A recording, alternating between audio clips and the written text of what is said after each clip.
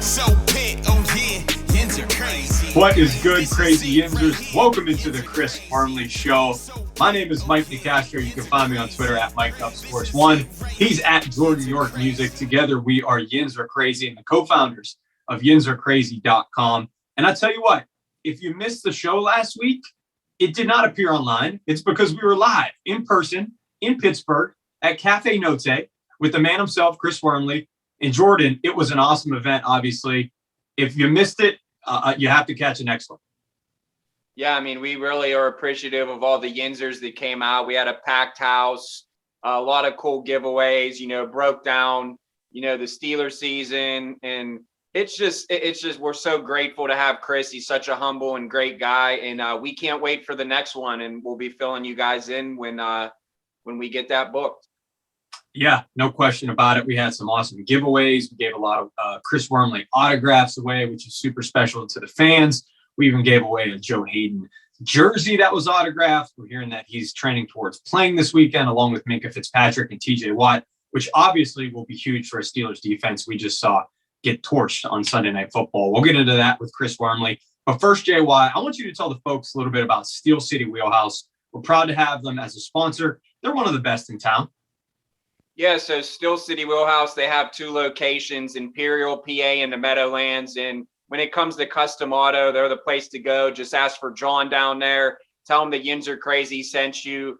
I know they're doing automatic starters, just everything to get you ready for the winter tires, ride now, pay later, auto detailing, stereos, you name it. It's just state-of-the-art facility, and we're so proud to have them power the Chris Wormley Show. So go see John at Steel City Wheelhouse. And yeah, man, we're getting ready for the winter. It's going to be Christmas next month, which is crazy.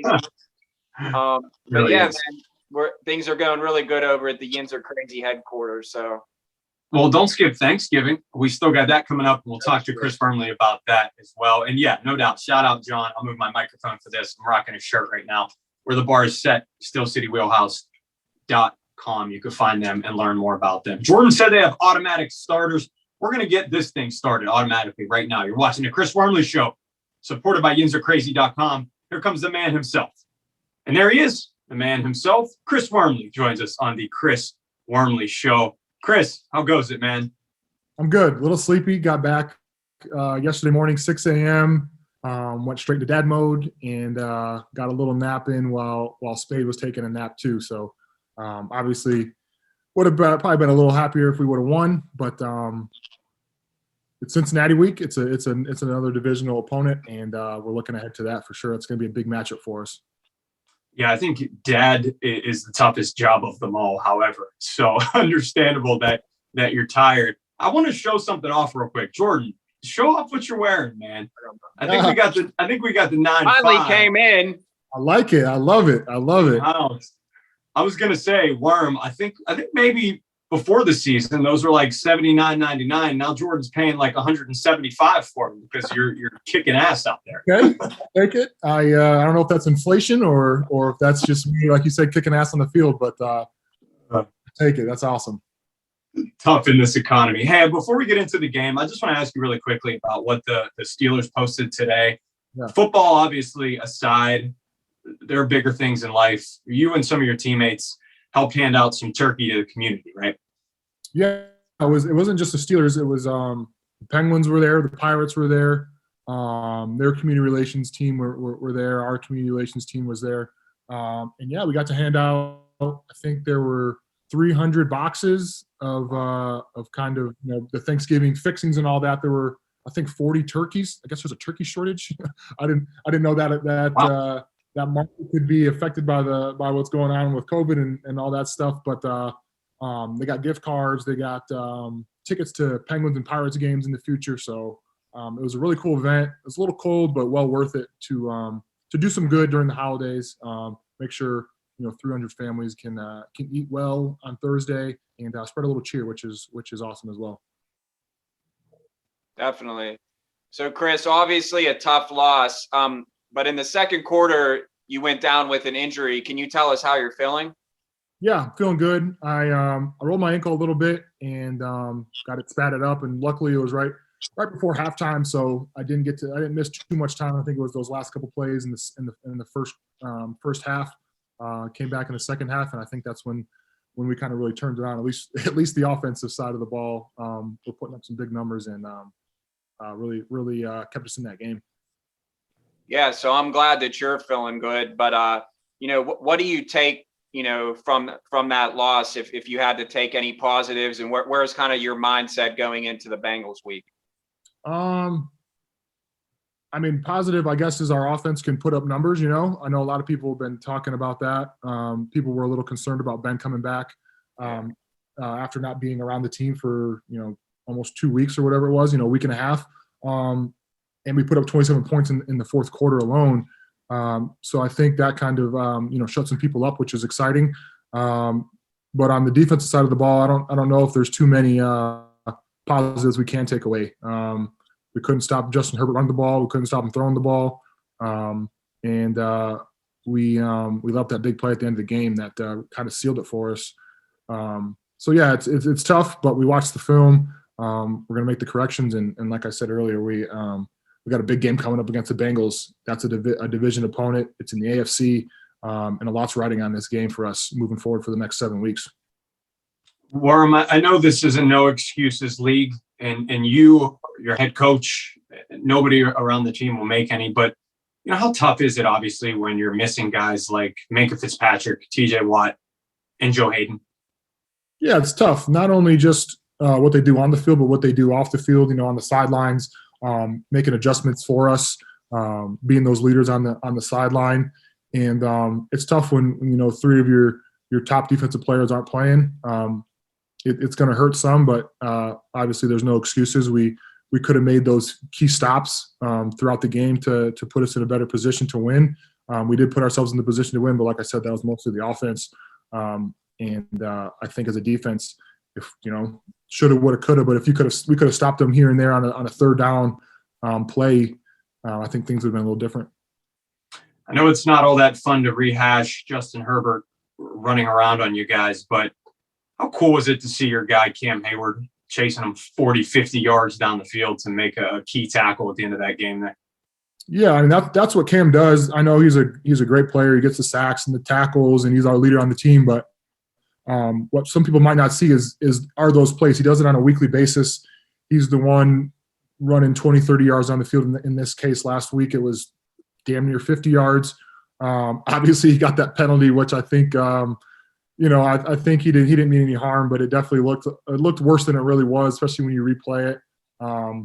But yeah, when he does those things, I could definitely notice it. I definitely catch it, and I try and do that as much as possible as well. But that's something that not a lot of people do.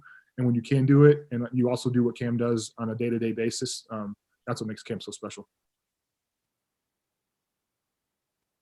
Yeah. So considering the last 2 weeks, do you consider, I feel like I always ask you this, but do you feel just with the way the AFC North is now that this is a must-win game for you guys? I know that Tomlin said in his press conference, that he feels that this is kind of similar to what you guys had to do in Cleveland. And we know, as you said before, everyone loves winning in Ohio. So yeah, that's another plus is to win in Ohio. But yeah, we have, what is it, four divisional games left. We still got two against Baltimore. We got one at the end of the year against Cleveland, and this one this week. So anytime it's not only an AFC opponent, but it's an AFC divisional opponent in the North, it's a must win. That's how I look at it. Not in any sense that, like, if we lose this game, we're not going to go into the playoffs, we're not going to accomplish our goals, but just in the sense that we want to beat every team, and we want to beat teams, especially in our division, and especially get that bad taste we had, what was it, week 3 or 4 of this season against them. So we're excited to go there and win a game. So obviously, not to bring up, the prior Bengals game, what can you guys take from that and implement it into this game plan and come out with a better result? Yeah, I think kind of similar to this past week is just get off the field in those key moments. This past week we didn't get off the field on third down when we needed to, and when we played them the first time, that's what we did. We didn't do. They had the big plays, which I think we have, for the most part, eliminated the last 7-8 weeks. but stopping the run is going to be our biggest, number one thing, especially as a defensive line. I say it every week, but it's true. And then trying to mitigate that Jamar Chase and Joey B matchup that's been electric all year. They hit us for a big bomb down the sidelines the first time we played them this season. And I think in order for us to come out with a victory, we got to stop the run and stop that electric connection that they have. No question. We are going to skip Worm Association this week because we already did it, because we played the Bengals earlier in the season, or you guys played the Bengals, I should say. I don't like when people use the word we. I'm not a current Pittsburgh Steeler. Jordan's wearing the jersey, but I don't think he's suiting up on Sunday. I'm not sure yet what might happen. I don't think I'm going to make practice squad. So. Oh, come on, man. You never know. The injuries are racking up, but we don't want to see them. Yeah. But one word I want to mention, Chris, is resiliency. It's obviously something that I think you and I would agree that your team showed a lot of this past Sunday. And it brings me back to something we talked about a little earlier in the season after the Bengals game. Like I said, we chatted about this. Receiver Tyler Boyd, who's very familiar with Pittsburgh, made a comment essentially saying that the Steelers quit. You guys quit at the end of that game.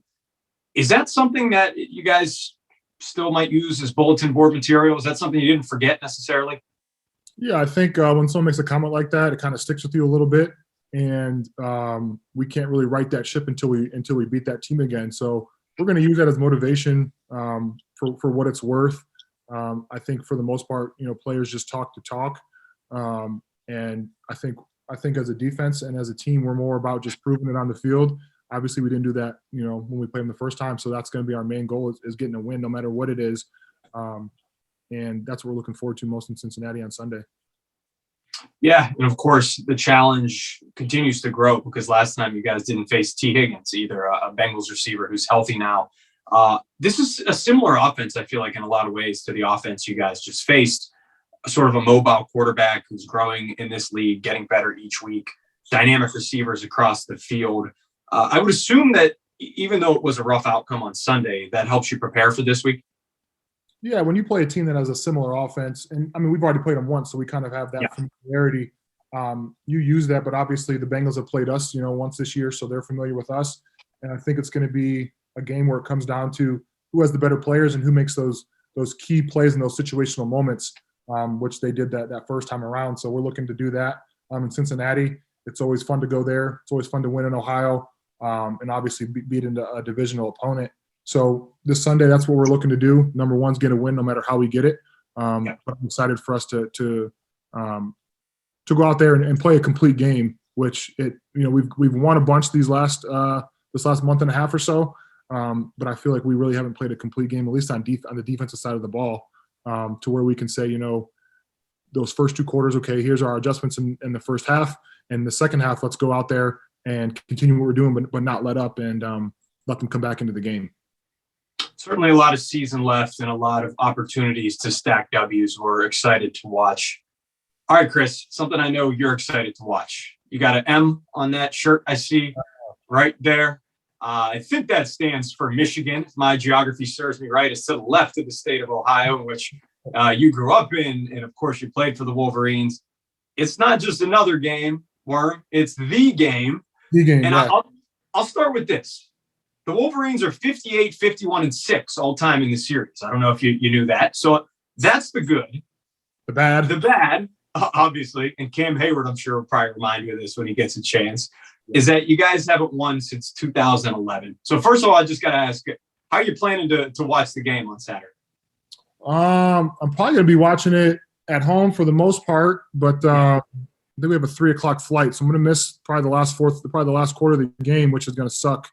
But yeah, it's I'm excited for the game. I know Cam and I have a little side bet going on, and I'm hoping for a win, and I'm excited to see the boys go out there. It's at home. It's in Ann Arbor, so I think that's a good advantage to have. But it's going to be tough to beat a team like Ohio State. They've been playing well the last 12 weeks after that Oregon loss, and they're looking to make it to the Big Ten championship just like we are. It's the game you go to Michigan for. It's the game you go to Ohio State for, and this is the perfect situation where both teams are playing for a lot this year. We get any details about that side bet with Cam, or are we going to keep that kind of mum? Yeah, we're gonna keep it mum. Maybe there'll be something after the game, but for now, I'm gonna keep my mouth shut because there's not a whole lot of talking a Michigan Wolverine can do right now to a Buckeye. So, touche. Fair enough. Fair enough. Quickly before we leave the topic, I want you to put on your analyst hat. I know this is fun for you to talk college ball on your alma mater.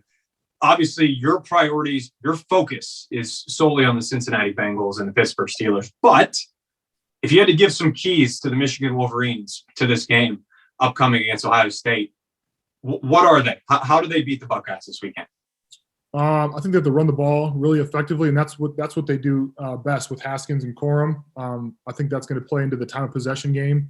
You saw last week Ohio State put up 45 points, I think, in the first half against Michigan State, who's a really good team as well. They can't turn the ball over, which I think McNamara has done really well as the quarterback this year. And on the defensive side of the ball, I think Hutchinson and Ojabo, the two ends, are going to have to have their best games. I think Hutchinson is trying to solidify himself as a top 10 pick in the draft, and he's played well all year, but this is the game where everyone's watching. All the scouts are going to be watching, and I think he's going to take advantage of that. And if those two guys have a really big game and our offense can put up some points and control the time of possession, I think we have a really good chance at winning. Yeah, so on that note, we have to ask Big Worm, what's your Thanksgiving plans and what's your favorite dish? Oh man, every year it's a little different. Sometimes we have friends in town. Sometimes some of the players come over and we all get together and make food. The in-laws come into town. But so this year it's just my wife and daughter and I. My wife's cooking. I have practice, so it's going to be, I think, we're going to get in early, get out early, and eat some good food. And I just go straight to the desserts. I'm not a big turkey fan. I think this is the first year we're going to do a ham this year instead of turkey. But my wife's doing all the sides, the mashed potatoes, like a candied yam casserole, all the good stuff. But I just wait for eat little of that and get a big heaping plate of the pumpkin pie with Cool Whip on top. So practice and watch Coco Melon is basically what we got from that. Yeah, basically that'll be my Thanksgiving. So whatever Spade wants, she usually gets. So that sounds like a good time, man. What about you guys? What are you guys doing?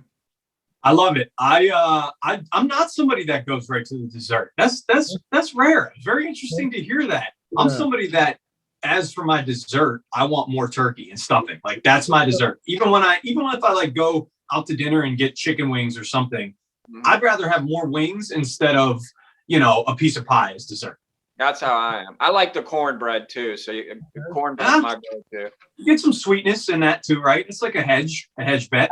Has to be warm though. You can't just like take it out. It has to be fresh from the oven. Fair enough. We know the Wormley household is going to be doing it right on Thanksgiving. That's for sure. Obviously, it's going to be an exciting weekend as well in the Wormley household. Not only a huge game on Saturday, Ohio State, Michigan, but of course, for Chris, Steeler fans alike, and everybody here at YinsAreCrazy.com, the biggest of all, Steelers Bengals this Sunday. Worm, good luck as always, my friend. Man. Stay healthy. Thanks, fellas. Appreciate it. Talk to you guys on Tuesday. Yep. You got it. See ya. Yins are crazy. This is it right here. Yins are crazy. So pit, oh yeah. Yins are crazy. This is it right here. Yins are crazy. I know yins are crazy, but so am I. Sports site in the Berg, let me show you why. The latest stories in unbeatable podcast with your favorite athletes. You know you can't pause that. Super Bowl, World Series, Stanley Cup champs. Rising stars, Berg personalities for the fans. We love our city, always Pittsburgh proud. When you're at your job or while you got your cell phones out. Breaking down the touchdown, goals and home runs. Predictions and interview, who does it like us? No one. Cheering on the Berg squads, no pun.